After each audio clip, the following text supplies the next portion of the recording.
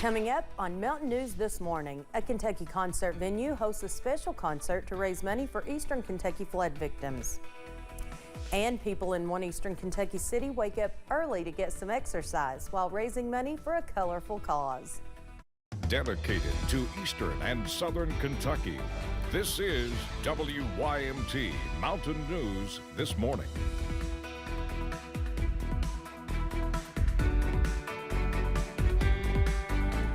Good morning, I'm Chas Gayhart. It is 6:32 on Monday, August 29th. Let's go back over and check in with Brandon in the Weather Center. Well, Chas, so far so good this morning. Yes. Not much in the way of fog, thankfully, and we're seeing fairly calm conditions out there this morning. Let's go to the satellite and radar right fast and kind of show you what's been going on, and a whole lot of nothing right now. We see some rain off in the distance, but it's not quite to us just yet. UVA-wise, a few clouds out there this morning. Temperatures in the low 60s, 64 to be exact, 62 up the road in Clintwood, 66 down the road in Jonesville, and a lot of upper 60s and low 70s out there this morning, with 74 in Jackson being the warm spot. Out the door forecast, we are going to see close to 90 this afternoon for a daytime high right around 4 o'clock. Sunshine gives way to clouds and scattered rain chances later on. Chas? Thanks, Brandon. Well, the Hazard community is in mourning after native L.D. Gorman has died. Gorman was a prominent businessman, strong advocate for the city and Eastern Kentucky as a whole. He also attended First Baptist Church for more than 50 years. First Baptist pastor Tim Reynolds says he was always a good person to talk with. Yeah, he was a lot of fun to be around, and he was, for me and for our church, he's been an encourager for many, many years. Reynolds says Gorman will be dearly missed by him and others in the church. Funeral arrangements for Gorman are being handled by Maggard's Mountain View Chapel. A reception of friends begins at noon on Tuesday at the First Baptist Church of Hazard. Funeral services will be at 2 p.m. Gorman will be laid to rest at the D.Y. Combs Cemetery in Hazard in a private ceremony. They ask in lieu of flowers for donations to be made to Hazard First Baptist Church, Hazard High School Bulldog Family Fund, or the Greg and Noreen Wells Hospice Care Center. Many students that attend Breathitt County schools will be receiving a sweet surprise as school starts back. Magoffin County Schools and the City of Salyersville hosted a toy drive to deliver to Breathitt County schools for students who have lost theirs during the flood our region saw in July. We had seen footage of toys that had been washed up by the side of the road, and we began to think about what kids had lost, in addition to shelter and clothing, but things that they play with. And Breathitt County School Superintendent Watts says he is thankful for the outpouring of donations and support the school system has received. Back in January, a Lexington concert venue hosted a benefit concert for Western Kentucky. The event raised $30,000. And during the weekend, officials were hoping to do the same for Eastern Kentucky. More than 12 artists from across and outside of Kentucky came together for a benefit concert at the Burrell. Many of the artists in Saturday's lineup have participated in similar events to support Eastern Kentucky. They're writing and they're performing music, and that comes from a vulnerable or sensitive place. And because of that, these people are always willing to help, and they might not always be the most vocal people, but they're always willing to put their boots on the ground and put some work in to help people. Similar benefit concerts at the Burrell have raised tens of thousands of dollars. The concert for Eastern Kentucky has raised more than $20,000 so far.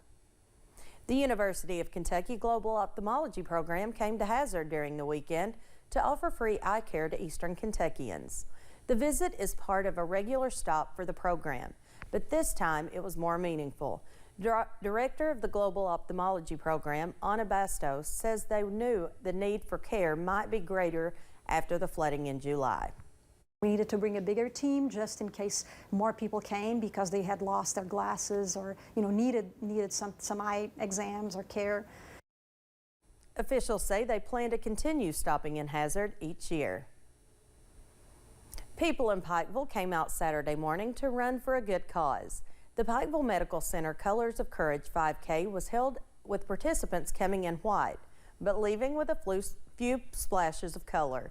Officials say all proceeds from the event will go to patients of the Leonard Lawson Cancer Center. to help with transportation, lodging, prescriptions, or other expenses. It's really important that everybody come together as a community. We're really a family-oriented, community-based hospital, and we're really proud of the Cancer Center and how we try to help the community. And this is just one way that we can all come together and help support and celebrate cancer patients. Officials say it was important to include all the colors that represent all the cancer ribbons. A new bike shop has recently opened in downtown Pikeville. Trailtown Bicycles is a full-service bike repair shop, but also has accessories and even new bikes ready to ride. Owner Joe Van Hoos says it's an honor to be officially open, and he's been a bit busy with folks dropping by, but he's happy to lend a helping hand. Well, for the past 2 weeks, we've been extremely busy. As you can see, we're right here on ground level. Everybody walks by and everybody's curious. They come in, and I'm out here, and I can't tell you how many people that rely on bicycles for their transportation come by here daily. Van Hoos says no matter what type of bike you have, to swing by a shop on Hambly Boulevard and he will gladly take a look. People over in Pineville should be on the lookout for a brief road closing near downtown. Kentucky Avenue will be closed from Walnut Street to Pine Street. The closing is expected to last from today through tomorrow. The city is putting in 2 additional storm drains. The intersection in the area will remain open. Officials with the local sheriff's department are asking businesses with ATMs to make sure their security measures are working properly. Officials with the Whitley County Sheriff's Department say they are monitoring a group of thieves who have damaged and stolen from ATMs around Whitley, Laurel, and Knox counties. They say the thefts are occurring after the business has closed and that they are now actively patrolling multiple gas stations and convenience stores. If you notice anything suspicious, you're asked to contact your local sheriff's department.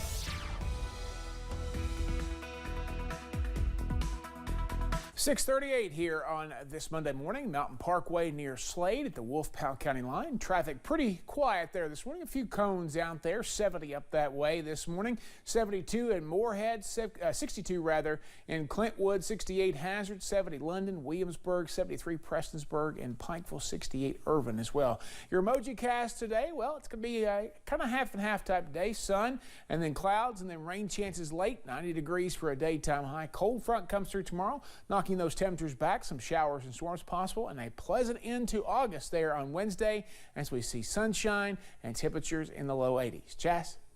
Thanks, Brendan. And thank you for joining us. The time is now 6:39. Still to come on Mountain News this morning. A new study shows there might be some good news for people struggling with heart disease who take a certain kind of pill. We'll have more on that in just a few minutes.